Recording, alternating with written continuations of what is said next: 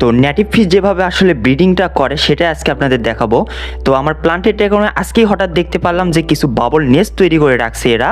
তো তারপরে হয়তো বুঝতে পারলাম যে এরা আসলে ব্রিডিং সিজনটা চালু হয়ে গেছে, আর বাইরেও যেহেতু অনেকটা বৃষ্টি হচ্ছে, ওয়েদারও যেহেতু চেঞ্জ হচ্ছে, আর এইটাই হচ্ছে ব্রিডিংয়ের জন্য পারফেক্ট সিজন। পাখিরা যেরকম হচ্ছে আশেপাশে খড়কুটা থেকে নেস্ট তৈরি করে, এরাও কিন্তু সেম কাজটাই করতেছে।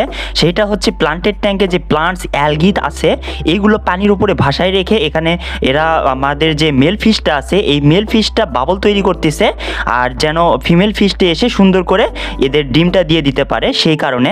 তো এদের প্রসেসটা কিন্তু একদমই অন্য ফিশের থেকে একদমই আলাদা, যেই কারণে আমার এই প্রসেসটা অনেকটাই ভালো লাগছে। আর আমি হচ্ছে 2024 সালে 24শে আগস্ট ডাব গোড়ামি নিয়ে কাজটা শুরু করি। দেন আজকেই ফার্স্ট ব্রিডিংটা এদের দেখতে পাচ্ছি। তো আর আমার ইউটিউব চ্যানেলে কিন্তু ফিশ নিয়ে আমি কাজ করে থাকি। যারা অলরেডি এখনও চ্যানেল ভিজিট করেনি তারা অবশ্যই ভিজিট করতে